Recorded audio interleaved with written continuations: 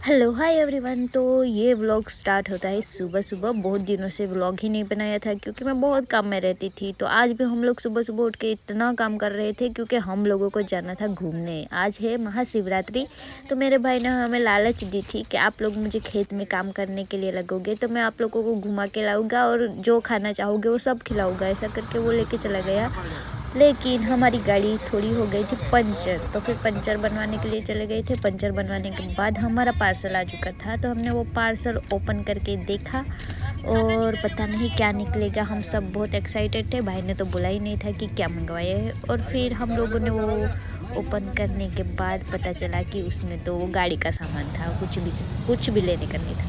और जैसे तैसे हम लोग गलतेश्वर पहुंच तो गए थे, लेकिन ट्रैफिक, ओ माय गॉड, हम लोगों को बहुत ही दूर यानी कि 1-2 किलोमीटर दूर गाड़ी रख के पैदल पैदल जाना पड़ा था।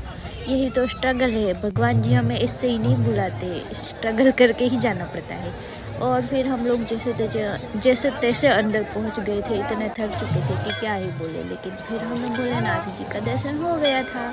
और हम लोग यहाँ पे आके बहुत ही हैप्पी हो गए थे क्योंकि हम लोग बहुत स्ट्रगल करके आए थे। और फिर हम लोगों ने वहाँ पे मेले में जो कुछ भी मिल रहा था वो पोंगा सब लेके खा लिया था क्योंकि हमें थोड़ी भूख लग गई थी। और फिर जाने के टाइम तो हम बहुत ही एक्साइटेड थे क्योंकि हम लोग बहुत ही जल्दी जा रहे थे। आने के टाइम तो हमें बहुत ही टाइम लग गया था। और फिर वो वाला नज़ारा देखने में ही बहुत मज़ा आ गया था, सनसेट। और हमारी मस्ती तो कभी ख़त्म ही नहीं होती है। और हम लोग गाड़ी में इतनी मस्ती कर रहे थे कि क्या ही बोले। सबसे ज़्यादा मस्ती तो मैं ही हूँ।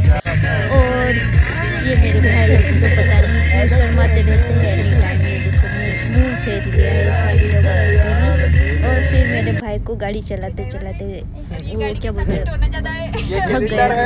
तो वो भाई की साइड में जो बैठे थे वो बोल रही थी कि राव दो।